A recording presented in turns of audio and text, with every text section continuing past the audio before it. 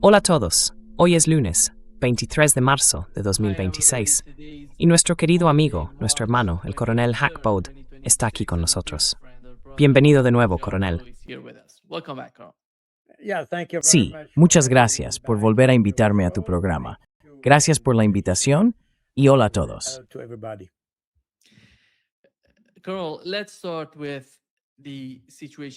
Coronel, empecemos con la situación en Oriente Medio.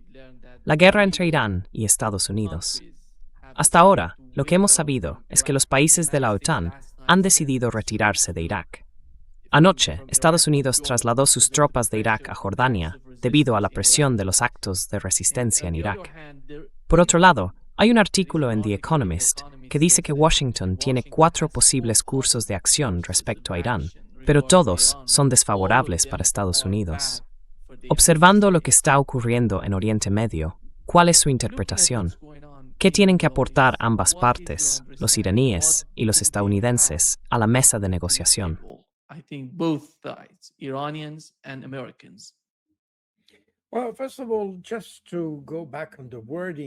Bueno, ante todo, solo para volver a la formulación aquí, creo que es importante. No hay una OTAN en Irak ni en Oriente Medio. Oriente Medio es una zona fuera del área de actuación de la OTAN. La OTAN es una organización que se creó para la defensa de Europa Occidental, y punto. Hubo una excepción en el caso de Afganistán, donde se consideró que la defensa de Occidente se estaba llevando a cabo en el Hindu Kush, como dijo en su momento el ministro de Defensa alemán. Eso fue en 2001. Hubo una operación de la OTAN que complementó la operación estadounidense en ese conflicto, pero fue algo bastante excepcional. En Irak participaron países miembros de la OTAN y ocurre algo muy parecido en Ucrania. Pero lo que tenemos son países de la OTAN implicados en un conflicto, no la OTAN como organización.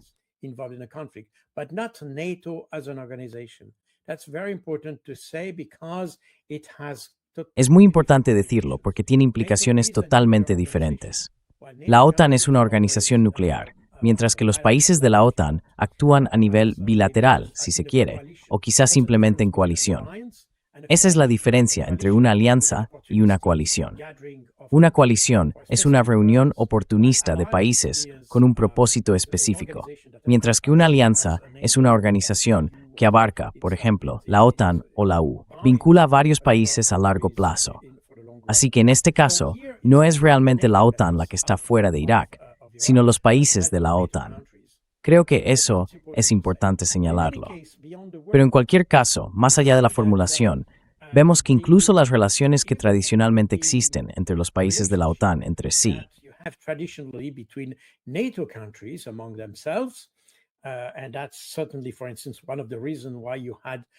y eso es, sin duda, por ejemplo, una de las razones por las que hubo polacos, ucranianos y otros implicados en Irak en 2003. Todos estos países ahora entienden que estar con Estados Unidos no es necesariamente una garantía de seguridad. También comprenden que pueden tener intereses divergentes en lo que respecta a la situación en Oriente Medio. Puede que hayas notado que la semana pasada Donald Trump se jactó de que quería abrir el estrecho de Hormuz, y así sucesivamente. Después de darse cuenta de que probablemente no podía hacerlo por su cuenta, pidió ayuda a varios países aliados, Alemania, Francia, el Reino Unido, Japón, y todos ellos rechazaron unirse. Y aquí no estamos hablando realmente de la OTAN, pero aún así, normalmente hay más cohesión entre los países occidentales y los miembros occidentales de la OTAN, por así decirlo.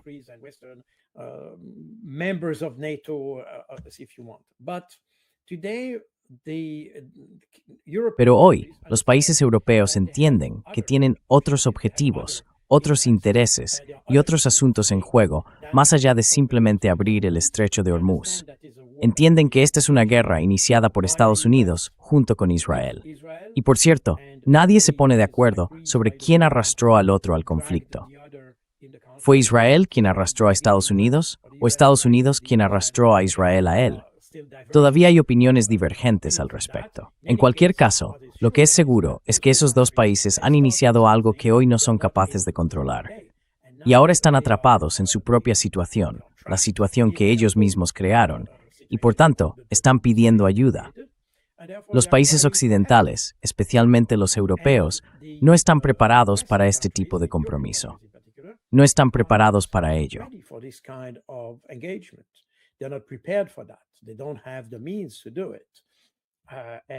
No tienen los medios para hacerlo. Basta con mirar la situación de la Marina Real, por ejemplo. Ni siquiera son técnicamente capaces de proporcionar apoyo de buques de combate en la región.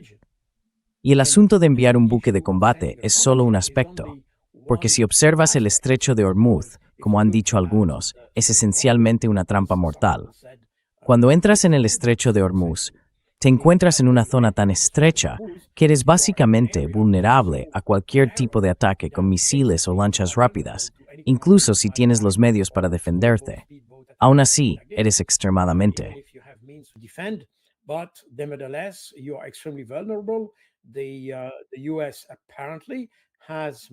Aparentemente, Estados Unidos tuvo esta experiencia con el portaaviones Abraham Lincoln, que según se informó, resultó dañado por un ataque con dron o misil por parte de los iraníes.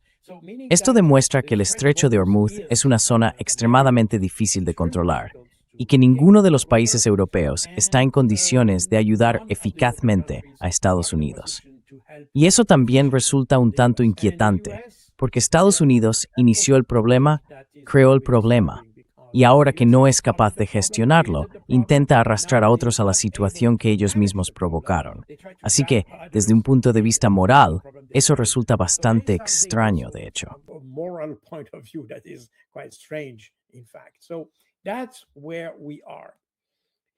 Así que ahí es donde estamos.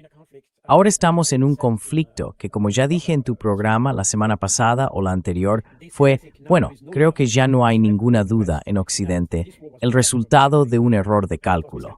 Fue un error de cálculo tanto de los israelíes como de Estados Unidos.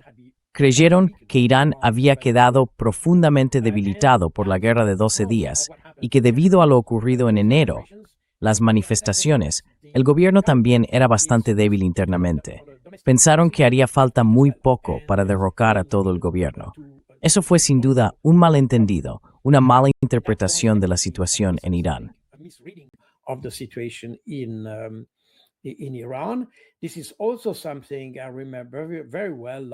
Esto es algo que también recuerdo muy bien del año pasado, justo al comienzo de la guerra de 12 días. Había supuestos expertos, especialmente en Suiza, que decían que el 80% de la población estaba en contra del régimen iraní y que el régimen no duraría mucho. Y de hecho, afirmaban que Israel había conseguido dominar un país de 90 millones de personas. Bueno, eso no fue así el año pasado, y desde luego no lo es este año. Así que, una vez más, estamos viendo exactamente lo mismo que vimos en Ucrania, una falta de comprensión de la situación estratégica y operativa sobre el terreno que lleva a subestimar al enemigo y a sobreestimar nuestras propias capacidades.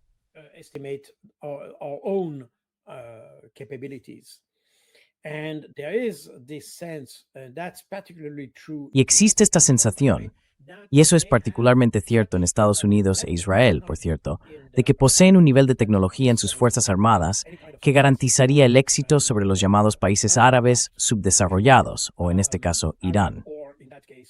Y eso creo en Israel es un caso clásico, por cierto. No es la primera vez que hemos visto a los israelíes subestimar a su adversario. Han cometido sistemáticamente este tipo de error. Así ocurrió en 1973, notablemente. También fue el caso en 2006 cuando invadieron el sur del Líbano. Y de nuevo, durante la guerra de Gaza, en 2023, 2024, y hasta ahora, por cierto, cuando anticiparon que podrían desmantelar completamente a Hamás en cuestión de semanas. De hecho, casi 3 años después, Hamás sigue controlando la situación allí.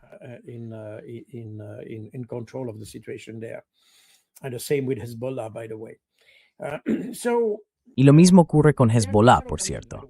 Ha habido varias comisiones en Israel para investigar cuál fue el error de inteligencia, especialmente por parte de Amán, la inteligencia militar. Es el equivalente de la DIA en Estados Unidos, la GRU en Rusia o la GUR en Ucrania, para quienes quieran una comparación. Amán es un servicio de inteligencia muy poderoso en Israel. Es la inteligencia militar, pero también se encarga de la guerra cibernética, la propaganda, el control de la censura. Así que es extremadamente poderoso, probablemente la organización de inteligencia más poderosa de Israel. Y la red de espionajes con la que suele confundirla es esencialmente el Mossad. The spy network is essentially the Mossad. And they have a lot of spies all over the world. That's no question. Y tienen muchos espías por todo el mundo, de eso no hay duda. Cuentan con una red de informantes llamada, en términos israelíes, la red Sayanim. A menudo se trata de judíos corrientes que no son formalmente agentes del Mossad, pero que actúan como enlaces y proporcionan información, por decirlo así. Ese tipo de red casi con toda seguridad también opera en Irán y probablemente sea el mismo tipo de red de que puede ayudar a localizar a personas como Khamenei u otros generales o comandantes. Es una red de obtención de inteligencia humana extremadamente poderosa y muy eficaz. And this is very effective. The problem is that once you have such amount. El problema es que una vez que tienes esa cantidad de información recopilada en todo el mundo, necesitas ser capaz de compilarla y transformarla en algo útil para tu propia toma de decisiones. Ese es todo el trabajo de análisis en inteligencia. Y ahí es donde los israelíes son débiles, extremadamente débiles. Su principal debilidad proviene del hecho de que tienen una postura ideológica muy fuerte dentro de las Fuerzas Armadas. Y cuando hay ideología, la ideología y la inteligencia no pueden coexistir. Inteligencia de diversidad en mesneutre y más sara ante un conflicto y proporcionar la visión no objetiva del mismo. And as I said, the most objective picture of a conflict. If you have ideology in that process, that means that your picture. Si introduces ideología en ese proceso, eso significa que tu visión será parcial. Y existen algunos sesgos cognitivos que se dan en Israel en particular. Eso también está relacionado con el hecho de que Israel tiene un trasfondo religioso muy fuerte y el sentido de superioridad que poseen tiene un impacto extremadamente fuerte en la forma en que se realiza el análisis. Irónicamente, eso también es una fuente de fracaso en la inteligencia. Y no es algo nuevo. Se establecieron varias comisiones después de 1973-2006 y tras las diferentes guerras, incluida la de 2024, ese intercambio muy breve de misiles que tuvieron. Different wars, including after the 2024, this very short exchange of missiles you had with between Israel and Iran. All these commissions. Entre Israel e Irán, todas estas comisiones han identificado el problema como una cuestión analítica. Pero de nuevo, lo que tenemos aquí está extremadamente relacionado con el papel cultural de la doctrina religiosa en las Fuerzas Armadas. Y esa es la razón por la que existe una debilidad tan marcada. Es muy interesante, en cambio, ver que en Irán no parece haber una influencia tan fuerte de la ideología, o digamos, de ese sentido de ideología, en la evaluación de inteligencia. No la hay, Carl. Puedo confirmar que no la hay, lo creo. I can confirm they don't. I believe that. I mean, I'm ready to believe that because when I. Quiero decir, estoy dispuesto a creerlo, porque cuando observo la toma de decisiones, cuando analizo el conflicto en Irán y la forma en que toman decisiones, asumo que lo que vemos sobre el terreno, el patrón de respuestas que ofrece Irán, ilustra el tipo de decisiones que se han tomado. Y a partir de eso se puede evaluar la calidad de la toma de decisiones. Se puede ver que, en mi opinión, la toma de decisiones en Irán es de una calidad extremadamente alta. Desde alta calidad porque me estoy terminando por profos culturales. Por su miembro, tenemos exactamente en Rusia. We have exactly the same thing in Russia, by the way. And incidentally, we could even say the same. Y por cierto, podríamos decir lo mismo de la inteligencia de Hamas.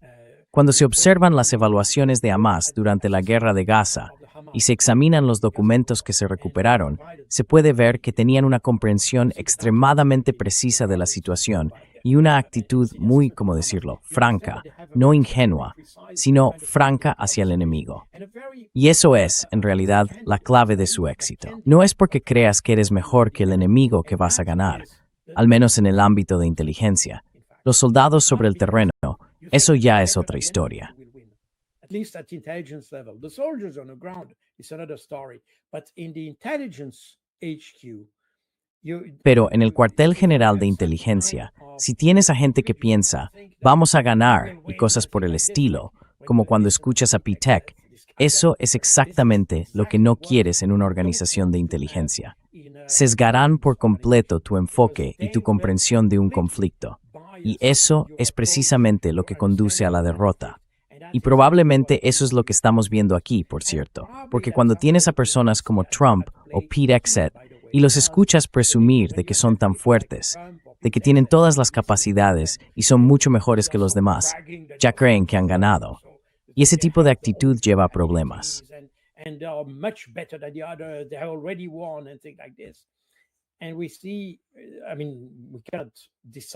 Y vemos, quiero decir, no podemos afirmar de manera concluyente quién ha ganado o perdido este conflicto.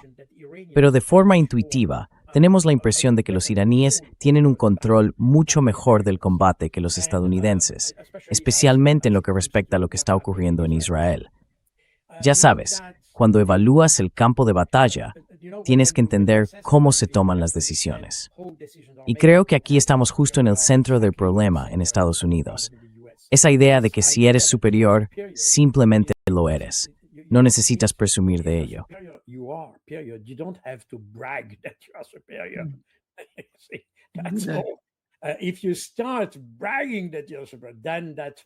Si empiezas a presumir de que eres superior, eso significa que no lo eres. Y eso es exactamente lo que estamos viendo, de hecho. Así que por el momento, en mi opinión, los iraníes dominan el conflicto, en el sentido de que marcan o imponen su ritmo.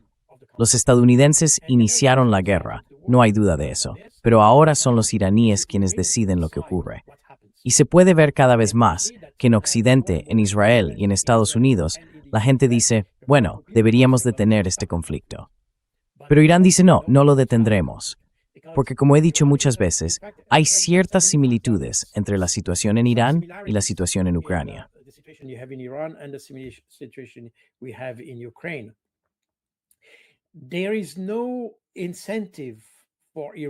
No hay ningún incentivo para que Irán detenga la guerra en esta fase, o al menos ningún incentivo para aceptar un alto el fuego, porque saben que si hay una pausa en el conflicto, este se reanudará en algún momento en el futuro, y lo hará con una intensidad aún mayor.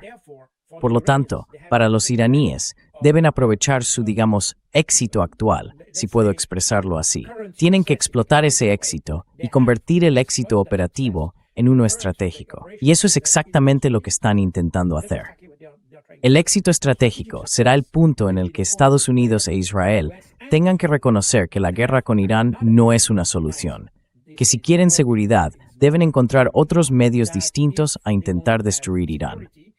Ese será el éxito estratégico.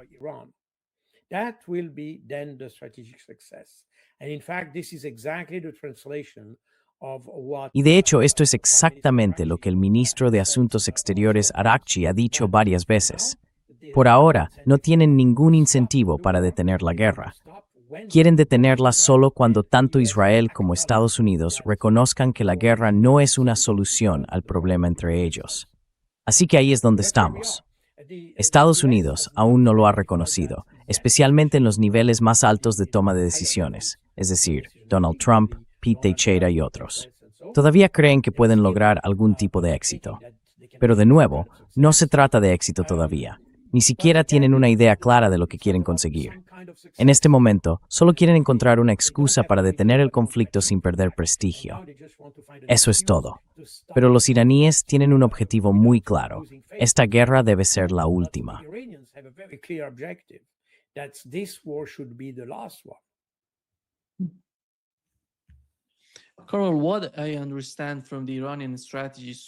Coronel, por lo que entiendo de la estrategia iraní hasta ahora, los veo en una posición similar a la de Rusia antes de la contraofensiva de septiembre, si recuerdan, septiembre de 2022. En aquel entonces, vimos una contraofensiva ucraniana y, en las primeras horas o días, se describió como un gran éxito para los ucranianos. Ahora bien, no estoy comparando a Ucrania con Israel y Estados Unidos, pero hay algunas similitudes entre ambas situaciones. ¿Por qué lo veo así? porque la contraofensiva ucraniana, para mí, se parece a este tipo de ataque del que se habla ahora, alrededor de la isla de Khark, avanzando hacia el estrecho de Hormuz o alguna isla cercana. Pero al final, no se trata de capturar un lugar. Se trata de si puedes mantener el control de ese lugar, conservar ese territorio.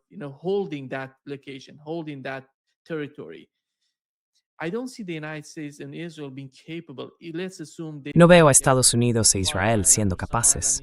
Supongamos que van a tomar, no sé, la isla de Khark o alguna isla en el estrecho de Hormuz.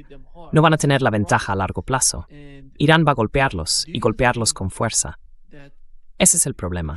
Y el otro punto que veo, Ucrania, como, ya sabes, Estados Unidos junto con Israel, del mismo modo que Ucrania estaba antes de la contraofensiva, es la forma en que Israel está intensificando la guerra, atacando las refinerías de petróleo.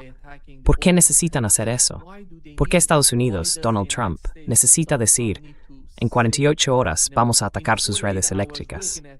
Parece que no están en una buena posición. Por eso quieren escalar. No quieren continuar la guerra, pero la escalan. ¿Entiendes algo de eso?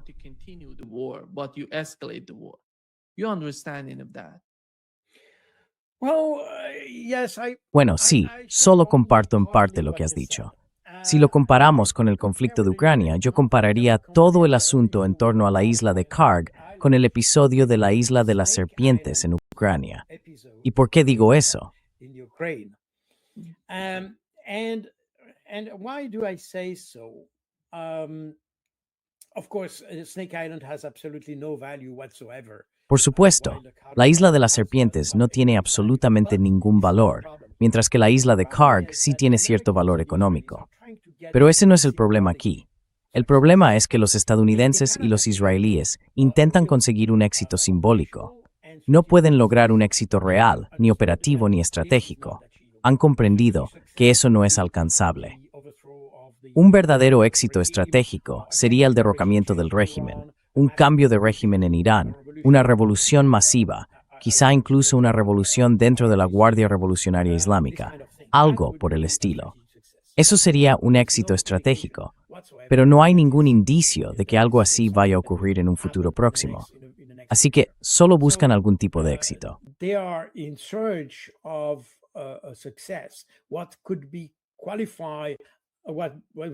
¿Qué podría considerarse, qué calificaría como un éxito, o incluso la palabra victoria, hasta cierto punto? Y probablemente esa sea la razón por la que ahora quieren tomar la isla de Khark. Sucederá exactamente del mismo modo en que los rusos gestionaron el asunto de la isla de las serpientes. Quiero decir, en cuanto esa gente ponga un pie en esa roca, serán bombardeados. Punto. Y estoy convencido, y es algo que, por cierto, ya han explicado, de que los iraníes están muy dispuestos a destruir toda la isla de Khark antes que permitir que haya una base de marines estadounidenses en esa roca. Por lo tanto, incluso sacrificarían toda la terminal petrolera y todo lo que hay allí. Eso no serviría de nada a nadie. Es decir, si destruyen la terminal, sin duda afectará a la economía iraní.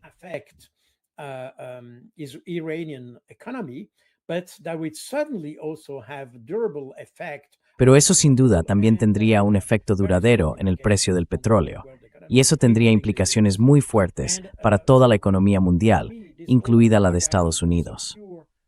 Así que, para mí, todo este asunto de la isla de Khark es puramente un ejercicio de relaciones públicas desde el punto de vista estadounidense. Los iraníes están dispuestos a hacer ese sacrificio para evitar cualquier cabeza de puente militar en su territorio. En Ucrania, lo que tuvimos en septiembre de 2022, algunos dicen que fue el comienzo de una contraofensiva. Yo no lo creo. En septiembre y octubre de 2022, tanto en las zonas de Kharkov como de Kherson, los rusos hicieron esencialmente lo mismo que hicieron en Kursk en 2024. Dijeron, bueno, de acuerdo, quieren lanzar una ofensiva.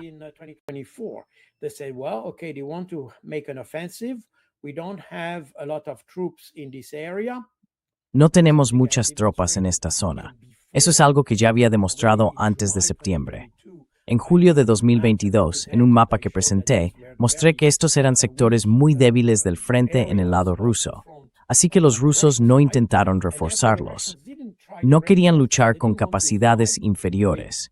En su lugar, prefirieron retirarse esperar al enemigo y destruirlo en una especie de zona de aniquilación. Convierten Toliasonal, v Kharkov en septiembre de 2022, Kherson en YouTube 2022 y luego Kursk en 2024, en una zona nictifal fincis. Kherson in October 2022, and then Kursk in 2024.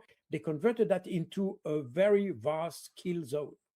And that's, in fact, the Ukrainians found themselves trapped. De hecho, los ucranianos se encontraron atrapados en esas zonas. Lo sabemos porque la retirada rusa se produjo días, incluso semanas, antes de la ofensiva ucraniana. Se prepararon, esperaron y crearon una auténtica zona de aniquilación. Dejaron amplias áreas abiertas para permitir la entrada de los ucranianos, y tenían tropas alrededor de esas zonas para reaccionar con fuego de artillería y apoyo aéreo cercano con el fin de destruir esas fuerzas. Eso es exactamente lo que ocurrió en esas 3 ocasiones. Así que una historia muy diferente de la que tenemos en Irán. It's a very different story to what we have in Iran. But the Kharg Island is probably, as I said, closer to the... Pero la isla de Kharg es probablemente, como dije, más parecida al caso de la isla de las serpientes. En cualquier caso, la idea de que has visto a Lindsey Graham presumir de que los marines estadounidenses pueden hacerlo, que tienen esas unidades expedicionarias de Marines y son capaces de tomar la isla de Kharg, el problema es siempre el mismo. Supongamos que toman la isla de Kharg. ¿Y qué? ¿Qué viene después? Si escuchas a Lindsey Graham, dijo, bueno, entonces tenemos todo el petróleo que hay en ella. Pero no hay petróleo en la isla de Kharg, es solo una terminal. ¿Y qué? Los iraníes seguirían permitiendo el petróleo fluir a la terminal, incluso si estuviera ocupada.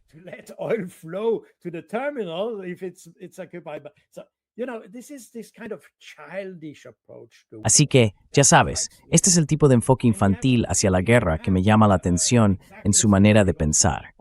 Y tenemos exactamente lo mismo con la guerra en Ucrania por parte de Occidente. Tenemos un enfoque infantil hacia las cosas.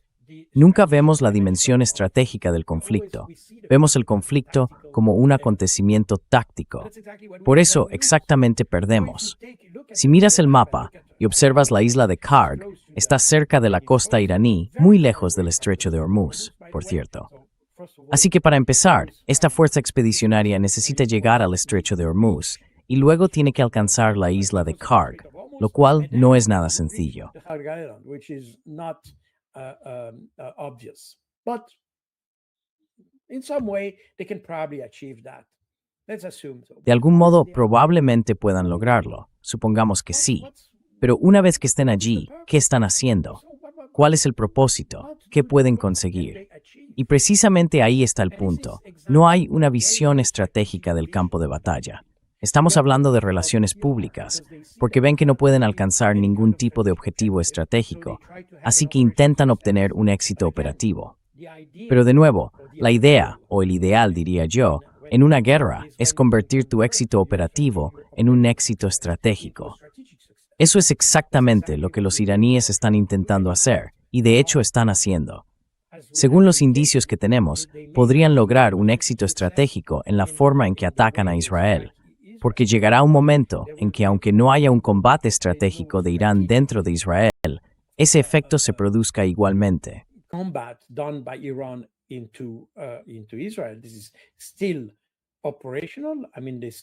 Esto sigue siendo operativo.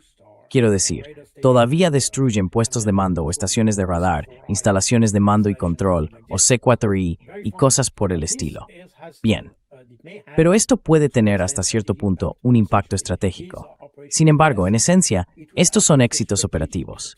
Se convertirá en un éxito estratégico una vez que Israel se dé cuenta de que, una vez destruido su potencial, será extremadamente vulnerable, y esa vulnerabilidad será tan alta que, si continúan la lucha, simplemente desaparecerán. Y ese será el punto en el que Israel tendrá que tomar una decisión. ¿Quieren continuar la lucha hasta el último israelí? ¿O quieren preservar lo que queda de Israel y entonces pedir un acuerdo con Irán? Un acuerdo que, de hecho, resolvería el conflicto de una vez por todas.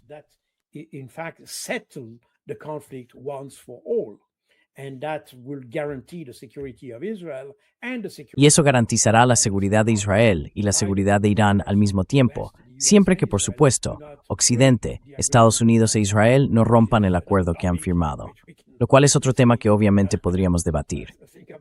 Pero sin entrar en ese aspecto, la idea del éxito operativo es que se puede convertir o utilizar para lograr un éxito estratégico. Adoptar directrices estrictas tiene un efecto muy limitado. Personalmente, no veo muchas formas de convertir este éxito en uno estratégico.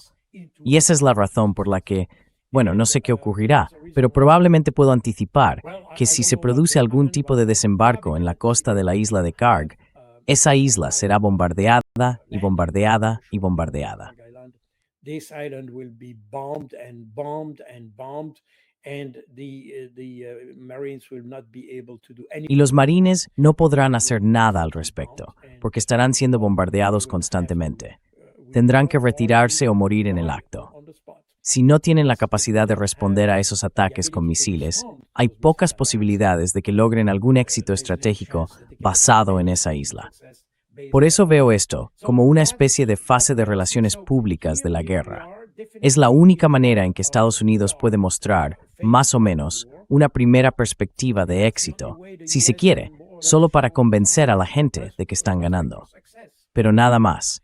Solo convencerán a los occidentales de que están ganando, pero eso no se traducirá en la realidad sobre el terreno. But that will not be translated into the reality of the field. Carl, lo que acaba de ocurrir hace unos momentos. Donald Trump anunció: me complace informar que durante los últimos 2 días se han llevado a cabo negociaciones muy exitosas entre Estados Unidos e Irán. He ordenado que todos los ataques militares se pospongan durante 5 días. Y aquí está el asunto. Está intentando manipular el mercado al decir eso, porque los medios iraníes respondieron de inmediato. El ministro de Asuntos Exteriores iraní dijo: negamos lo que el presidente de Estados Unidos, Donald Trump, dijo sobre negociaciones entre Estados Unidos e Irán. No hay conversaciones directas ni indirectas entre ambas partes. Así que ya sabes, Donald Trump se está inventando cosas para manipular de algún modo el mercado. Como informó Bloomberg, el precio del petróleo Brent cayó un 14% tras la declaración de Trump sobre una suspensión temporal de los ataques a la infraestructura energética de Irán. Como dijiste, todo se trata de relaciones públicas, de lo que está ocurriendo. This is exactly what I'm telling you. We are in a PR phase. Esto es exactamente lo que te estoy diciendo. Estamos en una fase de relaciones públicas del conflicto, porque a día de hoy, el asunto que se ha subestimado, subestimaron las capacidades iraníes por un lado, pero también subestimaron por la misma razón que como el conflicto está tardando más de lo previsto en lograr algún tipo de éxito, por supuesto, esto tiene un impacto en los precios de la energía. Y ahora están jugando con las relaciones públicas para intentar mantener el precio del petróleo a un nivel relativamente estable. Pero ya sabes, esta idea de que Trump tenía la ilusión de haber comunicado o negociado con ellos, esto no es algo nuevo. Vimos lo mismo con Modi, el líder indio, hace unas semanas, y también el año pasado, cuando Trump dijo que había negociado con Modi. Y Modi dijo, bueno, nunca hablamos entre nosotros.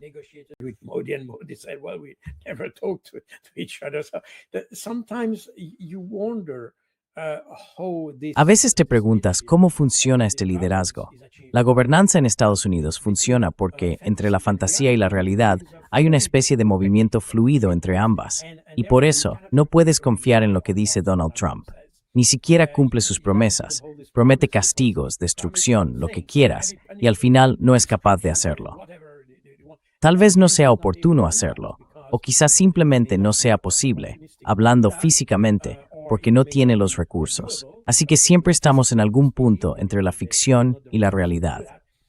Vimos exactamente lo mismo con los aranceles el año pasado. Es el mismo patrón. Amenaza con aranceles del 500%, y al final sabe que es imposible aplicar ese tipo de decisión porque tendría implicaciones mucho más amplias de lo que imagina.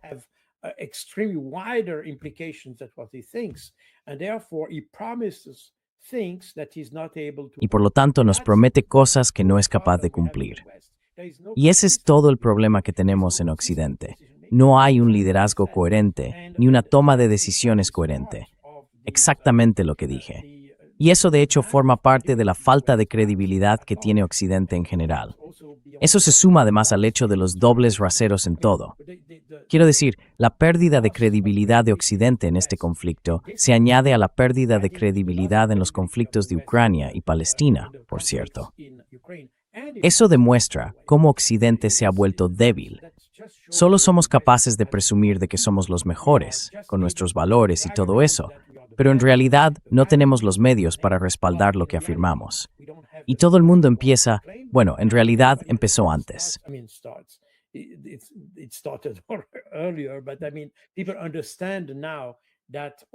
Pero quiero decir, la gente entiende ahora que todo eso es solo relaciones públicas. Y eso es exactamente lo que tenemos.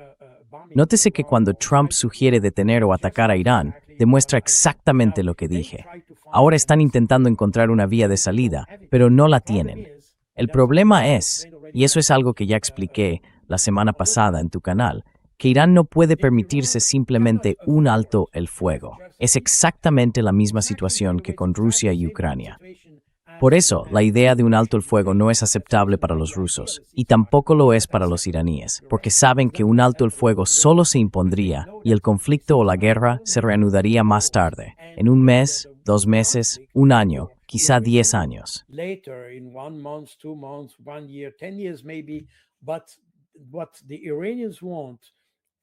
Pero lo que quieren los iraníes, y también los rusos, en Ucrania, es resolver el conflicto de una vez por todas. Quieren una solución que impida cualquier reanudación del conflicto armado en un futuro próximo. E Irán está comprometido con ello, porque saben, por experiencia pasada, que Israel y Estados Unidos no son capaces de cumplir su palabra, de respetar las firmas que ponen en un tratado. Por lo tanto, para Irán, no necesitan, o más bien, no aspiran a tener, solo una hoja de papel firmada por Trump, Netanyahu y demás. Necesitan garantías de que la guerra no volverá, de que no se reanudará en algún momento. Y eso es extremadamente difícil de lograr.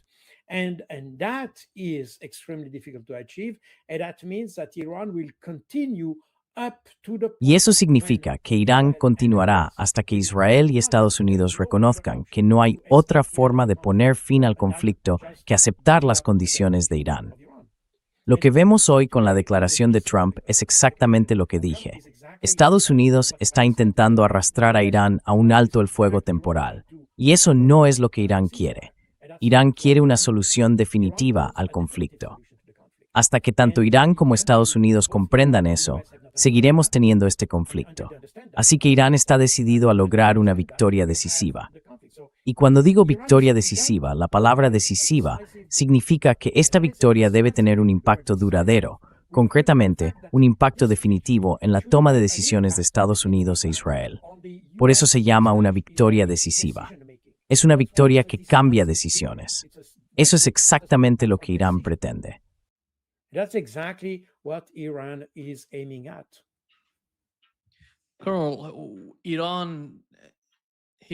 Coronel, Irán atacó 2 objetivos en Dimona y Arad, 2 ciudades importantes de Israel. Dimona es muy importante. Utilizaron solo 2 misiles, no más que eso, y ambos misiles alcanzaron sus objetivos. Parece que eran misiles hipersónicos. Luego salió Netanyahu.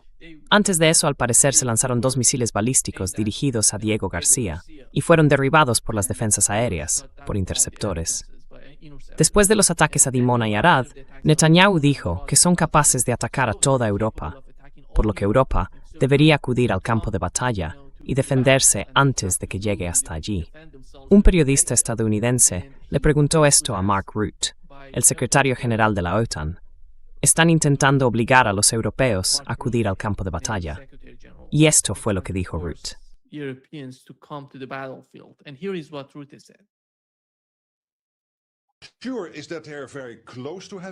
Lo que es seguro es que están muy cerca de tener esa capacidad.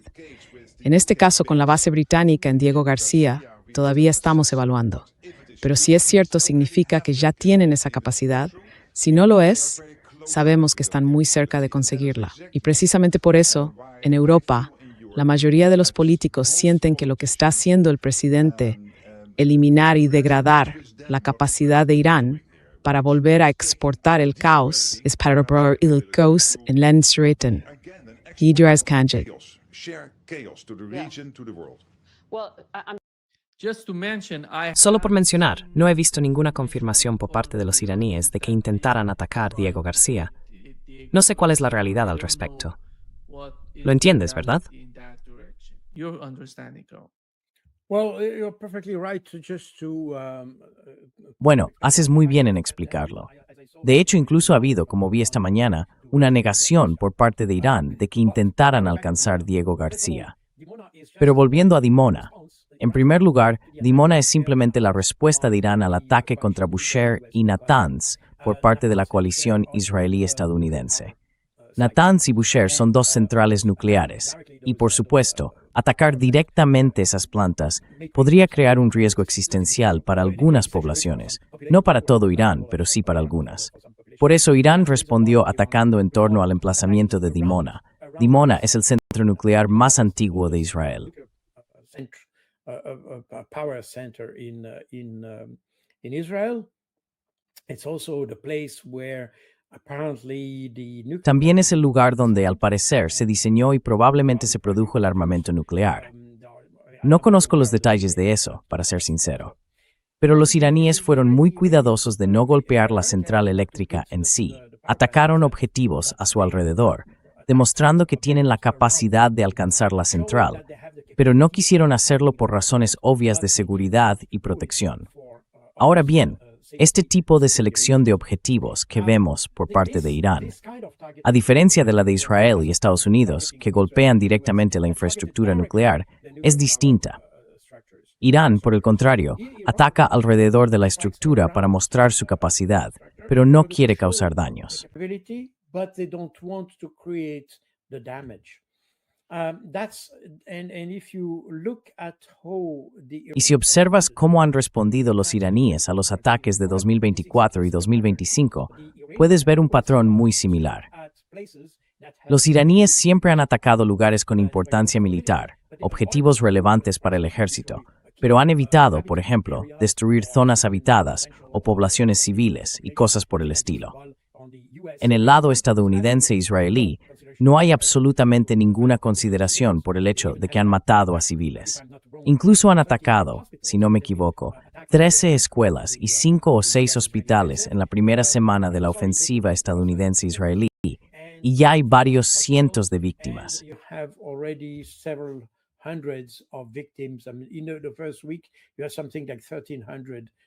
En la primera semana hubo algo así como 1,300 víctimas, probablemente más. No he visto las cifras más recientes, pero en cualquier caso, se puede ver que los iraníes son extremadamente cuidadosos al planificar su respuesta. Quieren demostrar que son capaces de atacar, pero aún no quieren hacerlo. Eso tiene una ventaja, porque les da la posibilidad de escalar su respuesta con los mismos misiles, simplemente atacando un lugar diferente, lo que permitiría a Irán intensificar el conflicto utilizando exactamente los mismos recursos. Y eso es sumamente inteligente. Es algo que los israelíes y los estadounidenses no pueden hacer, porque ya han atacado a políticos, poblaciones e infraestructuras civiles. Así que sin duda, es algo que debemos tener en cuenta.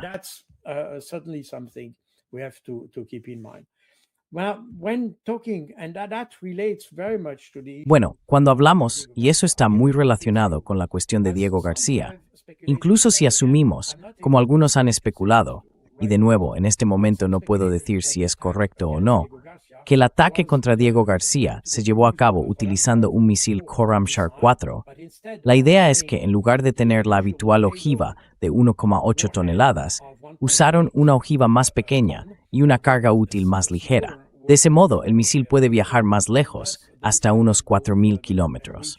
Originalmente, el Khorramshahr fue diseñado con una carga completa para un alcance de 2,000 kilómetros.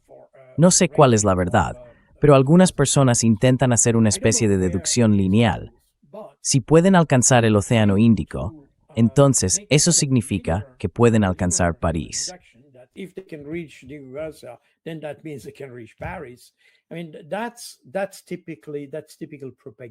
Quiero decir, eso es propaganda típica, nada más. Porque de nuevo, como ya hemos dicho en tu programa, Irán siempre ha respondido, primero, porque fue atacado, y segundo, porque ha apuntado a activos militares, especialmente en Oriente Medio, en aquellos países árabes que fueron alcanzados por misiles iraníes. De hecho, no fueron los países en sí los que fueron atacados, sino las bases estadounidenses en su territorio. La idea, y tiene sentido desde un punto de vista militar, es que Irán responde allí donde se encuentran las capacidades militares que pueden alcanzarlo. Así que responde a una amenaza militar. Venga de donde venga esa amenaza, responde a quienes lo atacan. Y mientras Europa no se involucre en el conflicto, no hay absolutamente ninguna razón para que teman nada de Irán.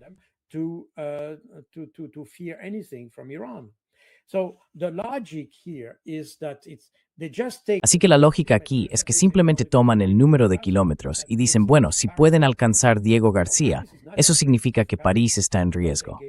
No, París no está en riesgo si París no participa en la guerra. Punto.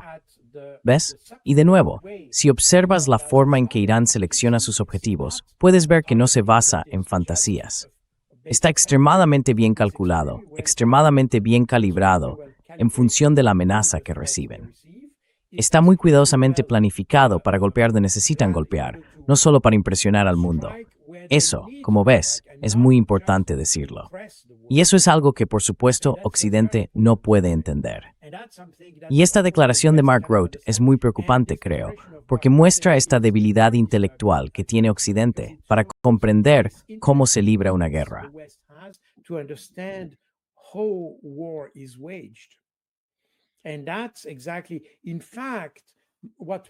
Y eso es exactamente, de hecho, lo que dice Mark Roth.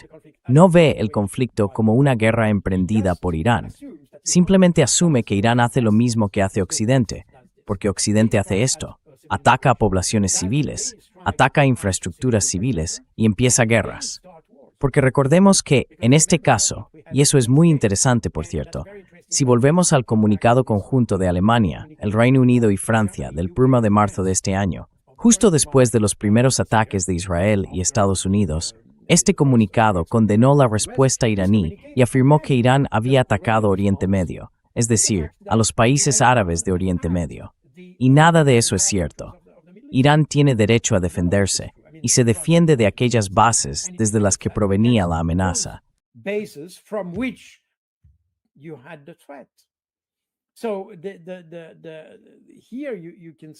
Así que aquí se puede ver que Irán, por eso es muy importante desde el punto de vista militar, tener una comprensión clara de cómo se libra la guerra en ambos bandos. Tiene un enfoque extremadamente racional en la toma de decisiones sobre cómo debe llevarse a cabo la guerra, cómo debe gestionarse la selección de objetivos con el fin de evitar una escalada inesperada. Los iraníes son capaces de mantener sus capacidades de escalada bajo control, mientras que no estoy seguro de que Estados Unidos o los israelíes tengan la misma capacidad para controlar las suyas. Así que, en cierto sentido, y también debido a la situación geográfica de Irán y a sus propias capacidades militares, podemos decir que en este conflicto Irán tiene dominio en la escalada. Y eso es precisamente lo que les falta a Estados Unidos y a los israelíes.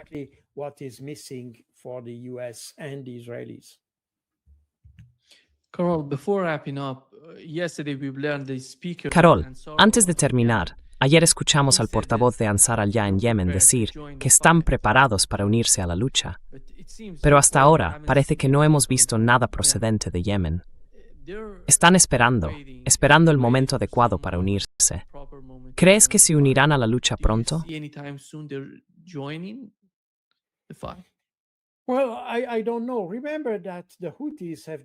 Bueno, no lo sé.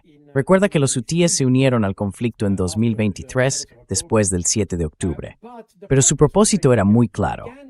De nuevo, aquí tenemos un proceso de toma de decisiones extremadamente racional. El objetivo principal de la participación de los hutíes en el conflicto era imponer un alto el fuego. Dijeron, mientras no haya un alto el fuego en Gaza, seguiremos atacando. Así que toda la cuestión estaba motivada por la llamada responsabilidad de proteger. De hecho, lo que hicieron está en absoluta conformidad con la Carta de las Naciones Unidas. Esto es algo que no nos gusta decir en Occidente, pero en realidad eso es exactamente lo que hicieron. in reality, that's exactly what they did. And once you had a ceasefire signed about Gaza, Y una vez que se firmó un alto el fuego respecto a Gaza, dejaron de lanzar misiles contra Israel. Ahora bien, no sé exactamente cuáles son los criterios para involucrarse en el conflicto contra Israel. Realmente no lo sé. Pero también demuestra que los hutíes no son un apoderado de Irán, igual que Hezbollah, por cierto. Siempre describimos a esas entidades como apoderados de Irán, pero técnicamente hablando, eso es incorrecto. No son apoderados, son capaces de tomar decisiones autónomas y eligen involucrarse en función de criterios que ellos mismos han definido como significativos para sí mismos, no para Irán. significant for them, not significant to Iran. It may be that you have a convergence of Puede que exista una convergencia de intereses, pero yo diría que eso es más o menos accidental, en el sentido de que los hutíes no intervienen porque Irán quiera que lo hagan. Intervienen porque deciden que quieren ayudar a Irán o a los palestinos. Por cierto, con Hezbollah ocurre exactamente lo mismo. Puede que haya intereses coincidentes, pero eso no es lo que impulsa la toma de decisiones ni de Hezbollah ni de los hutíes. Tienen sus propios objetivos regionales y nacionales y actúan en función de ellos. Y por eso no puedo decir hoy si los hutíes se unirán a la guerra, porque ni siquiera sé cuáles son sus criterios. because I don't even know what their criteria are. They may define this in the future, or maybe I haven't been. Puede que lo definan en el futuro, o quizás simplemente no le he prestado atención hasta ahora. Pero en cualquier caso, vemos que se trata de una decisión autónoma. Eso es muy importante de entender. También significa que otros países podrían acabar teniendo una reacción similar a la de los hutíes. Así que estamos en una situación en la que, personalmente, no creo que nos estemos encaminando hacia una tercera guerra mundial. Pero bien, podríamos estar avanzando hacia una guerra regional más prolongada. En mi opinión, eso es algo posible. Pero de nuevo, no tengo ninguna indicación hasta ahora que me permita afirmarlo. Sigue siendo una especulación y no hay pruebas de ello en esta fase. Así que eso es lo que pienso. Hezbollah, por supuesto, ha sido atacado por Israel y todavía hay una presencia israelí considerable en el Líbano. Presence in Lebanon. Remember that we had already. Recuerda que ya tuvimos un alto el fuego en 2024 que exigía la retirada de todas las fuerzas israelíes del Líbano. Los israelíes no han cumplido con este acuerdo hasta ahora y por lo tanto tienes una respuesta de Hezbollah. Probablemente había habido un debilitamiento temporal de Hezbollah. Ellos lo negaron, pero es razonable decir que hubo algún tipo de debilidad temporal en la estructura de mando, al menos, y cosas por el estilo. No obstante, insecurity Hezbollah por veces de crumbs de Tower Great atacando Israel. Así que Israel tuvo a dos frentes, uno hacia Irán y otro hacia Líbano. Towards Iran, a second front toward Lebanon. We may have an expansion. Podríamos tener una expansión de las operaciones dentro de... Quiero decir, no sé si los palestinos aprovecharían la oportunidad para ampliar su lucha en este contexto y por tanto también contar con el apoyo de los hutíes. No lo sé, pero diría que si yo fuera israelí, consideraría la situación actual extremadamente peligrosa, porque es una tentación para todos esos países que están descontentos con Israel o con su toma de decisiones. Es una situación de debilidad en la que Israel probablemente no sea fácilmente, pero sí más vulnerable, y podría ser derrotado con mayor facilidad en una situación así que en una normal. Así que al menos temporalmente es una situación de vulnerabilidad en Israel, y algunos podrían aprovecharse de ello.